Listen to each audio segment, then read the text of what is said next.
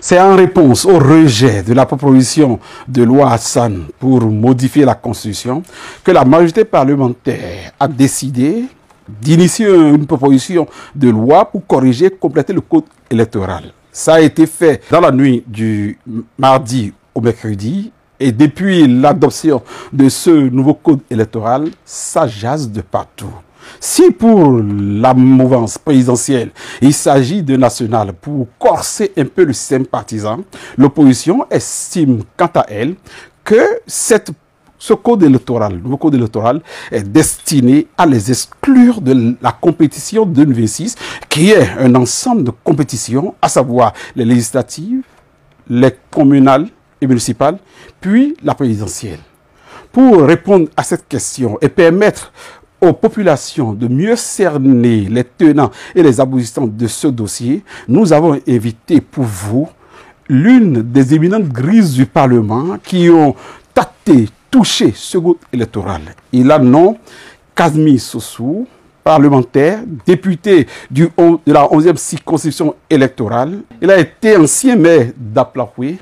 Monsieur Kazmi Sossou est avec nous en sa qualité de député BR et surtout de vice-président de la commission des lois de l'Assemblée nationale.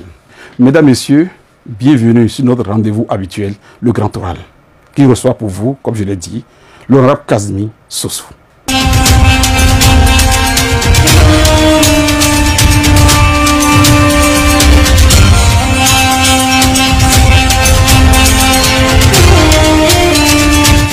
Honorable député Kazmi Sossou, bonsoir et merci d'être des nôtres. Bonsoir. J'anime comme d'habitude cette émission avec mon confrère et mon directeur Yakibou Akilou qui va m'accompagner tout au long de ce périple. Yakibou Akilou, bonsoir et merci d'être là. Merci cher confrère. Honorable, bienvenue sur ce plateau. Merci. Comme d'habitude, c'est M. Akilou qui prend la parole pour poser la première question au député.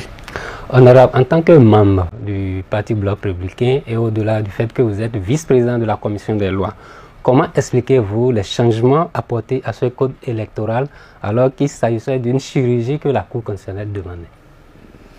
Merci beaucoup. Je remercie le groupe de presse béninois Libéré pour m'avoir invité sur le Grand Oral. Je voudrais commencer par dire que ce n'est pas parti seulement de l'injonction ou de l'invite de la Cour à réviser le code électoral. Ils vous souviennent, il y a quelques semaines, le député Hassan Seibou avait proposé un réaménagement total du système électoral, du calendrier notamment, à travers une proposition de loi qui tendait à réviser quelques articles de la Constitution de notre pays.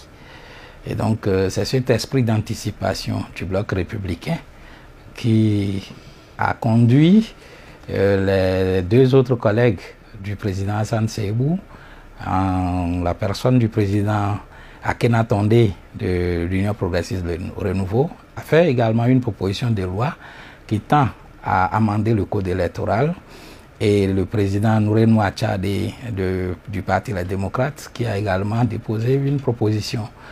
Et à la commission des lois, bien entendu, on a reçu le mémoire de la Sénat, qui est l'organe en charge de l'organisation pratique des élections, et puis quelques organisations de la société civile qui ont envoyé également des observations.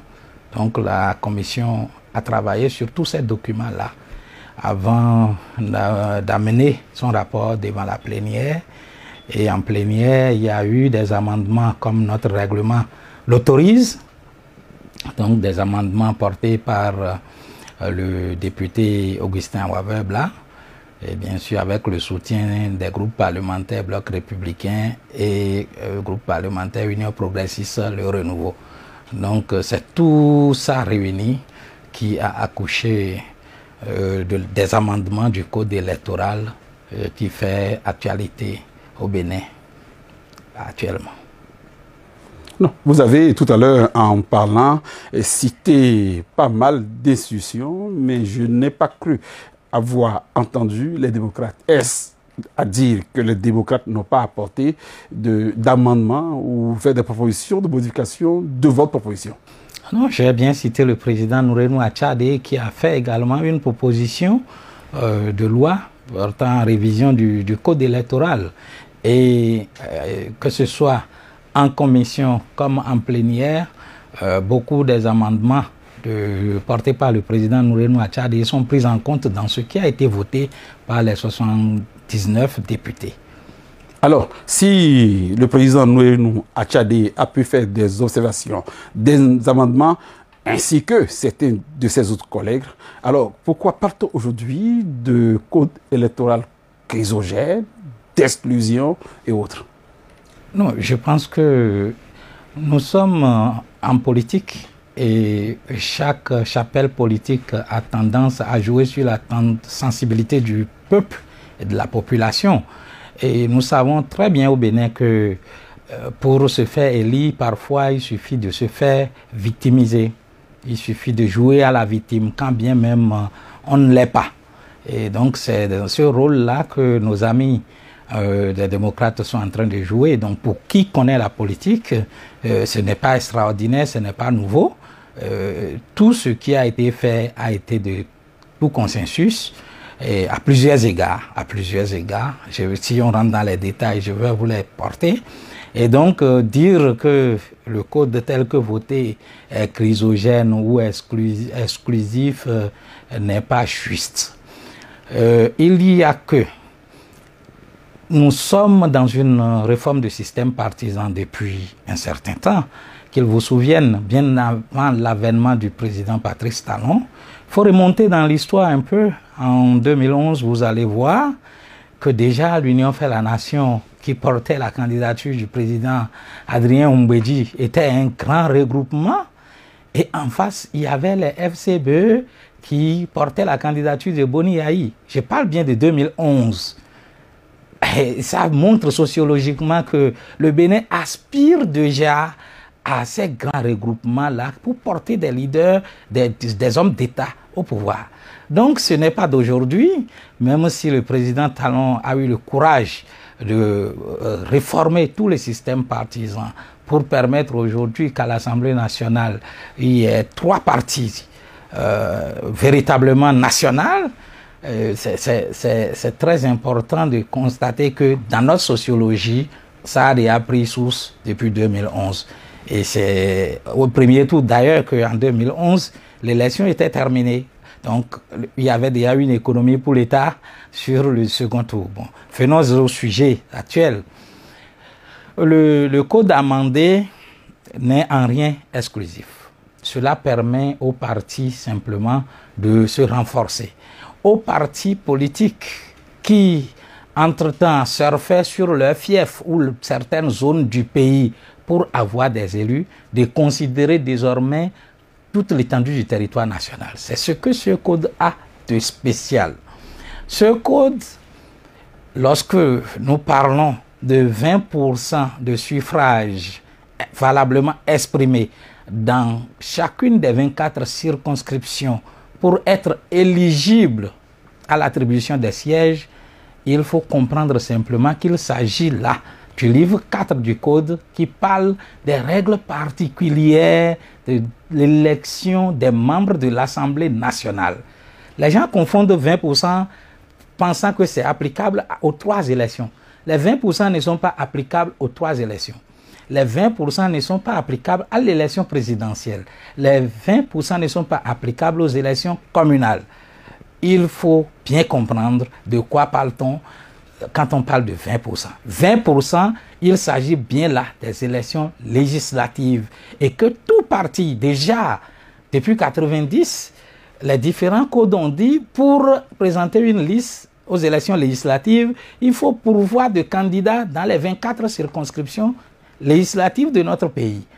Et donc, c'était déjà la vision de la couverture nationale. Mais il se fait qu'il y a des partis qui, surfant sur leur fief d'origine ou ethnique, faisaient du remplissage de listes dans les autres zones. Et pendant la campagne, vous constatez qu'ils n'arrivaient pas à étendre soit les affiches ou à déployer les moyens vers les zones où ils ont fait du remplissage. Donc, ce code vient corriger cela. Eh bien, c'est à l'actif de tous les Béninois, étudiants, artisans, femmes, jeunes, qui faisaient office de remplissage simple des listes législatives auparavant. Il y a un précédent qui est là. Il y avait déjà dans l'ancien code une disposition qui obligeait les partis politiques pour être éligibles d'avoir le seuil de 10%. Il est dedans. Pourquoi revenir à corser pour susciter peut-être le comportement qu'on lit au niveau de l'opposition béninoise? Non, les 10% sont toujours là. Aujourd'hui, lorsque vous allez aux élections communales et que vous n'avez pas 10% au niveau national, vous n'êtes pas éligible à l'attribution des sièges. C'est pour cela que je viens préciser qu'il s'agit, les 20% ne s'appliquent pas aux élections communales, mais il s'agit bien des règles particulières pour l'élection des membres de l'Assemblée nationale. Donc quand on parle des députés, c'est pour ça qu'on parle de 20% de circonscriptions électorales législatives. Et donc, ce n'est pas du tout exclusif. Le seuil, le taux de 20% est fixé pour toutes les circonscriptions du pays. Il n'y a pas un taux qui varie d'une circonscription à une autre. Donc, l'idée, c'est la couverture nationale par les partis politiques. Donc, ce n'est pas du tout exclusif. Honorable, en quoi les 10% vous gênent? Pourquoi ne pas maintenir ces 10% pour toutes les élections? Que les 10%. Voilà, que les 10%. Mais les 10% sont toujours maintenus. Vous voyez, par rapport aux 20%, il est dit un alinéa qui dit lorsqu'un parti se sent incapable de mobiliser les 20% à lui seul dans les 24 circonscriptions du pays, il peut faire un accord de gouvernance avec un autre parti et dont il est sûr qu'il y aura aussi 10% national. Et que quand l'un des deux arrivait à avoir les 10% au plan national, on fera l'addition de leur suffrage par circonscription pour voir si les deux réunis atteignent les 20%. Je vous dis, en réalité, les 20% ne font pas peur. Je vais vous dire, parce que c'est ceux qui n'ont pas les chiffres, peut-être, qui s'inquiètent. Quand vous prenez les dernières élections législatives, le bloc républicain, quand on dit que les 20% vont punir le BR, j'en ris. Parce qu'il n'y a qu'une seule circonscription sur les 24 où le bloc républicain n'avait pas réuni 20% du suffrage exprimé. C'était la 15e circonscription, à savoir Cotonou, du 1er au 6e ou 7e arrondissement. C'était la seule. Sur les 23 autres, le BR était largement au-dessus des 20%. Donc, qu'on dise que cette disposition vise à écarter BR ou LD ou quoi que ce soit, je pense que c'est... Oui, député, c'est vrai que vous n'êtes pas du parti Les Démocrates, mais est-ce que eux, dans les statistiques que vous avez fouettées, est-ce qu'eux, ils ont eu ce problème? Ou ils ont eu les 20% sur toute l'étendue du territoire national? Bon, je n'ai pas tenu leurs chiffres parce que je ne me suis pas exercé à le faire, mais je pense, quand on voit par exemple les 28 députés LD tels que répartis sur l'étendue du territoire national, quand on parlera de la présidentielle où on dit il faut avoir 15% des parrains, c'est-à-dire 15% des députés et ou maires, et dans 3/5 des circonscriptions, 3/5 des circonscriptions, 24, 3/5 de 24 égale 14, quelque chose, ce qui fait 15 circonscriptions électorales législatives. Donc, aujourd'hui, quand vous prenez les 28 députés des démocrates, ils sont répartis dans plus de 15 circonscriptions électorales.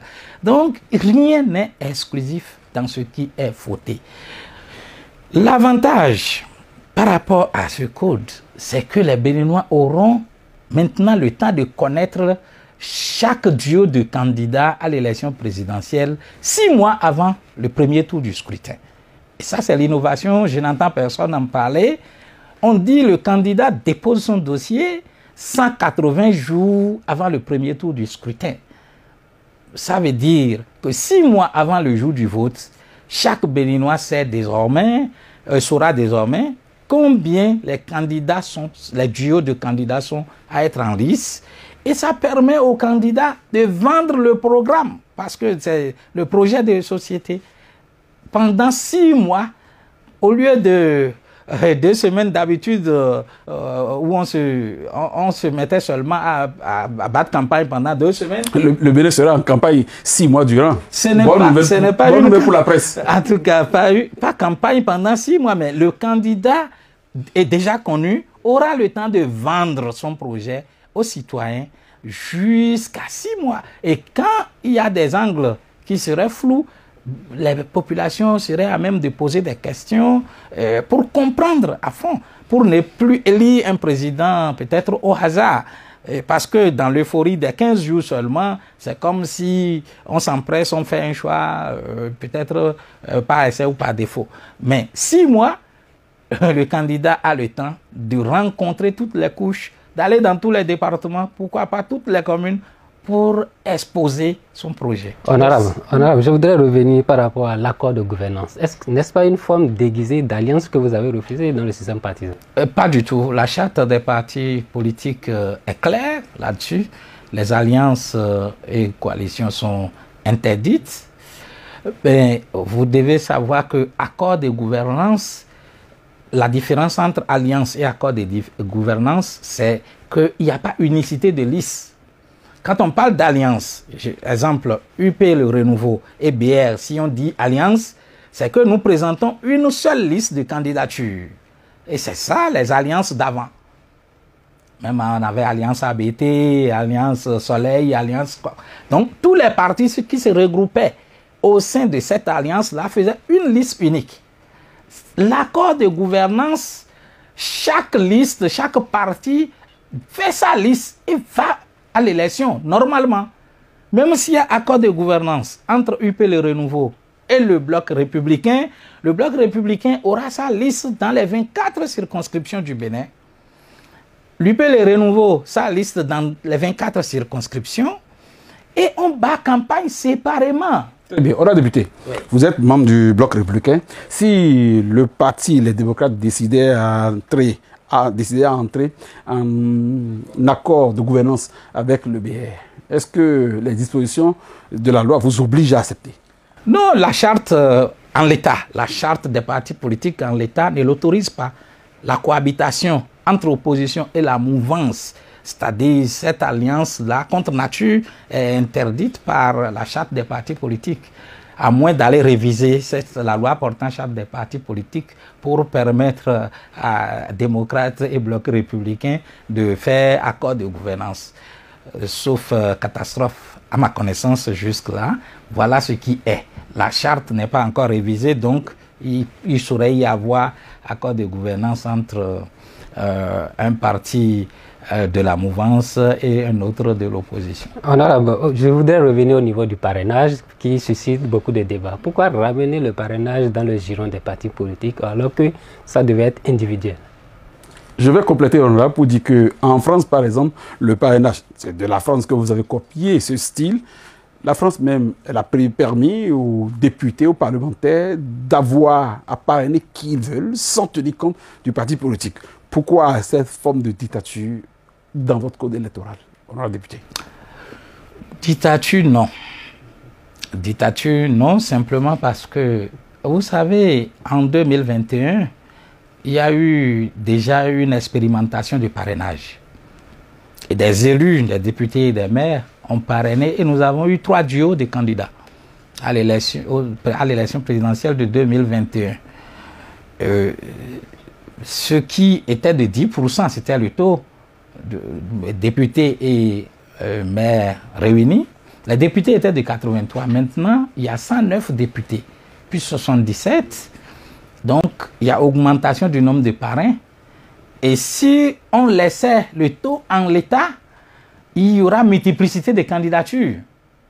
Je ne sais pas si vous voyez la cohérence. On était 83. Non, plus 77, mais... Vos noms vont nous embrouiller. Vos noms, non. On demande pourquoi il n'a pas fallu laisser les députés libres choisir le candidat parrainé au lieu de le contraindre. Ce serait contraire à l'esprit de la réforme du système partisan, simplement parce que la France utilise quel esprit? S'il vous plaît. Non, la France utilise quel esprit? Non, je ne suis pas en France, je suis au Bénin. Donc, je vous dis, l'esprit du système partisan est telle que le candidat, le député élu n'a pas été... Moi, je suis Kazimi Sossou, je n'ai pas été élu Kazimi Sossou dans la circonscription 11e. J'ai dû utiliser le logo du cheval blanc cabré, BR. Et c'est le BR qui m'a porté député à l'Assemblée nationale. Et donc, si les candidatures indépendantes étaient autorisées dans le code pour permettre à chaque député ou candidat d'aller en tant qu'individu, moi, Kazimi Sossou, candidat, et la population vote pour toi en tant qu'individu, tu serais libre de parrainer qui tu veux, quand tu veux, comme tu veux, parce que tu es élu unilatéralement. Mais il s'agit ici de scrutin de liste, c'est-à-dire l'emblème. Vous allez voir, à la différence des indépendants et de l'élection présidentielle, que quand on parle de scrutin de liste, quand vous prenez le bulletin de la Sénat, vous n'avez que des logos de parti. Vous n'avez pas de photos des candidats. Et c'est ça le parti, c'est ça le logo, c'est ça l'emblème. C'est ça qui fait que, pour rester cohérent à cet esprit-là, on dit le parrain, le maire ou le député ne peut parrainer. Il y a 3 conditions. Il y a 3 conditions. Ce n'est pas aussi fermé que ça. Il y a 3 conditions. On dit ne peut parrainer que le candidat membre de son parti ou désigné par son parti, ça fait 2e condition, ou un candidat désigné par un parti avec lequel le parti de l'élu est en accord de gouvernance. C'est 3 hypothèses. Et on précise, c'est les élus actuels, 9e législature pour les députés et les maires élus, et les maires issus des élections de 2020, qui accordent le parrainage pour l'élection de 2026. Et c'est clair qu'il n'y a plus amalgame autour de qui va parrainer, parce que c'était l'une des questions de la Cour, rupture d'égalité qu'évoquait la Cour, c'est tranché, c'est réglé. Donc c'est les députés actuels et les maires actuels qui parrainent les candidats. Et il faut vraiment que ce soit un candidat membre du parti, soit désigné par le parti ou issu de l'accord de gouvernance entre les partis avant que l'élu ne lui accorde le parrainage. Voilà ce que je peux répondre. Donc, ce n'est pas du tout fermé, ce n'est pas de la dictature, comme le disait Takou. Oui, toujours dans cette dictature-là, ça veut dire que vous fermez la porte à ceux qui suscitent des mouvements de candidature? On ferme la porte à personne. Celui qui suscite, s'il est député, non, il apparaît. Pas député. Si un membre peut-être de la grande cour mouvancière se détache de l'esprit du système partisan et fait susciter sa candidature partout dans le pays, est-ce que dans ces conditions, il a de chances de revenir pour compétir? À ma connaissance, chaque parti, en tout cas pour le bloc républicain que je connais, les statuts et règlements intérieurs du parti bloc républicain a bien organisé le mode de désignation des candidats aux différentes élections, que ce soit les élections communales, que ce soit les élections législatives ou l'élection présidentielle. Le mode de désignation du duo de candidats à l'élection présidentielle est bien réglementé dans les tests, statuts et règlements intérieurs du bloc républicain. Donc, il n'y a pas polémique autour. Oui, en 2021, le président Talon, qui aujourd'hui a été élu président, il était de quel parti politique? Non, je ne savais pas. Je ne sais pas s'il est d'un parti politique. Mais ce que le code dit actuellement, le code ne dit pas forcément que le candidat est membre d'un parti politique. C'est pourquoi je vous parle de 3 hypothèses. On dit, soit il est membre du parti, soit le parti le désigne, soit un autre parti avec lequel on est en accord le désigne. Voilà les 3 hypothèses. Donc, ce n'est pas aucune obligation n'est faite à un aspirant d'appartenir forcément à un parti politique. Il peut être aujourd'hui, mais que le parti trouve que c'est le cheval gagnant et que les instances du parti s'asseyent pour dire voilà celui sur qui nous portons notre choix. Alors les élus de ce parti-là sont autorisés à parrainer ce candidat. Donc ça veut dire que la porte est ouverte à Olivier Bokor, certainement. Bon, je ne cite pas de nom, moi. Je ne cite pas de nom. Je suis d'un parti, je suis du bloc républicain. Et donc, il peut être désigné. Mais rien n'est exclu. Vous devez savoir que rien n'est exclu. Nous sommes un parti et le parti a ses instances pour diriger. Donc, pour organiser tout ce qui doit advenir, Casimir Sossou, à lui seul sur un plateau de télé, ne saurait désigner un candidat. Honorable, je voudrais revenir au niveau du bloc républicain. Vous avez parlé des règles qui régissent la désignation d'un candidat. Mais on voit des BR qui suscitent ces candidatures-là. Et pourtant... Et ça dit que c'est le BR qui est derrière cette candidature? Est-ce qu'un militant BR qui fait une déclaration quelque part engage le parti? La réponse est non. Les instances du parti existent et organisent et les délais et les modes de fonctionnement pour aboutir à un tel exercice. Donc je ne pense pas qu'il doit avoir amalgame. Est-ce qu'il ne faut pas sanctionner quand même? Si c'est des militants ou bien faire un communiqué? Bon, je ne suis que militant et député du parti. La décision de sanctionner qui que ce soit ne doit pas venir de moi. Voilà, député, vous êtes député du parti, vous êtes aussi vice-président de la commission des lois. Nous avons appris qu'il y a au moins 3 recours déjà contre le code électoral qui a été voté récemment. À l'entendre, est-ce que ça vous fait remuer l'estomac? Pas du tout. Pas du tout, parce que nous sommes dans une république démocratique où le régime présidentiel, nous avons la séparation des pouvoirs. Donc il y a le pouvoir exécutif incarné par le président de la République, le pouvoir législatif que nous exerçons en tant qu'Assemblée nationale du Bénin, et puis le pouvoir judiciaire exercé par la Cour suprême et la Cour constitutionnelle chargée d'arbitrer sur les questions dont vous parlez. Donc, l'Assemblée peut voter une loi truffée d'erreurs, de fautes, d'incohérences. C'est du rôle de l'Assemblée de voter. Et l'Assemblée a voté. Qu'il y ait d'incohérence, qu'il y ait d'erreurs, qu'il y ait de violation de constitution ou de jurisprudence de la Cour, ce n'est plus à l'Assemblée d'arbitrer.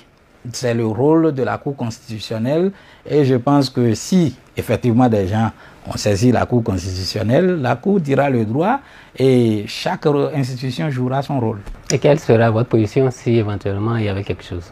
Mais il n'y a pas de position à avoir. Si la Cour, on nous a bien dit que les décisions de la Cour ne sont susceptibles d'aucun recours.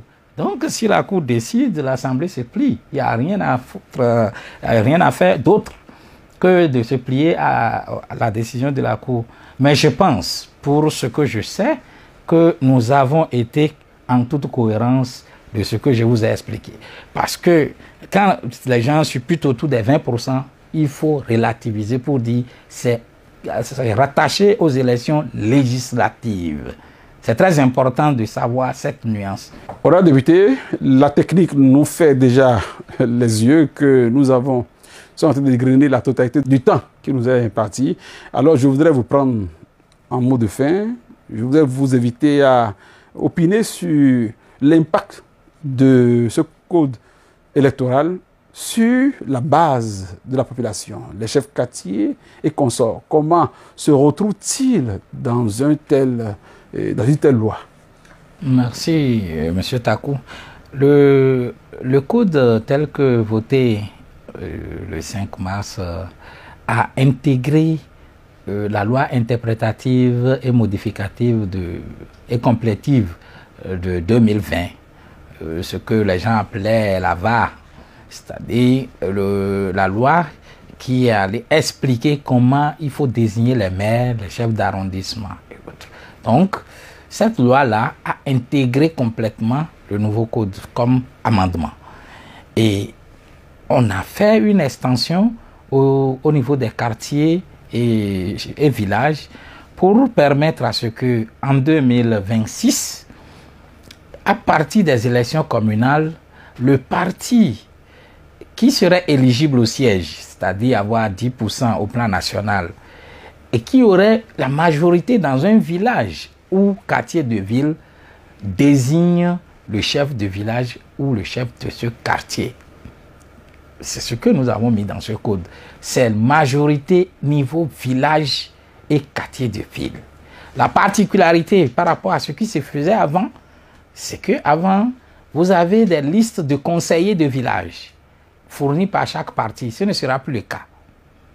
Les militants du parti vont travailler dans le village et le quartier de ville. Et à l'issue de l'élection, quand le parti est éligible au siège, le parti majoritaire au niveau du village propose le nom de celui qui sera le chef de village ou chef quartier à l'autorité qui prendra l'arrêté pour son installation. Voilà ce qui est voté. Et c'est pour 2026. Maintenant, il y a les dispositions transitoires. Dispositions transitoires, c'est-à-dire de maintenant jusqu'en 2026, sont faites comment? Pour les CQ et les CV.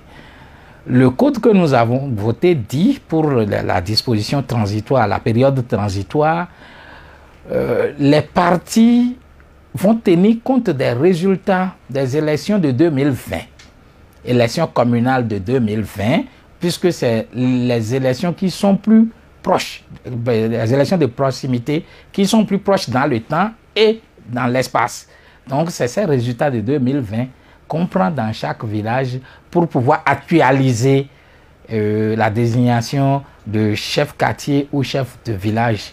Parce que selon les statistiques à nous livrées à l'Assemblée par le garde des Sceaux, il y a plus de 250 villages ou quartiers de ville qui sont aujourd'hui vacants parce que les chefs de village ou de quartier de ville seraient décédés ou empêchés outre mesure. Et il y a d'autres qui sont dans l'intérim illégal, donc il faut corriger tout ça avant de permettre le déploiement de certains projets du gouvernement. Vous entendez par exemple le RGPH 5 qui serait déployé et ça, cela ne pourrait se faire sans les chefs quartiers et chefs villages. Donc avec près de 300 villages sans chef, on ne saurait enclencher une telle opération. Voilà pourquoi il y a eu cette disposition transitoire pour permettre à l'administration de déployer et aux partis politiques de désigner un chef de village et chef de quartier de ville pour cette période transitoire. Mais à partir de 2026, que ça soit clair pour tout le monde, si la loi est promulguée en l'état, ce sera les résultats de chaque village qui vont compter pour désigner chef village et quartier de ville. Mesdames, Messieurs, avec le député Kabylie Sossou, nous avons eu des explications un peu plus exhaustives sur le cas de l'élection à la base, sur le cas des fameux 20% qui, comme il l'a précisé, relèvent du domaine uniquement des élections législatives. Il a aussi précisé qu'il n'y a pas payé en la demeure, que le code électoral ainsi voté est le meilleur qu'on puisse offrir à un peuple lorsqu'on veut que le système partisan soit une réalité et que dorénavant un président élu provienne réellement du système politique du pays. Les ovnis qui venaient entre-temps sont maintenant interdits et nous allons le devoir, selon lui, au code électoral. Merci de nous avoir choisis et merci de prendre le rendez-vous très prochainement sur votre émission préférée.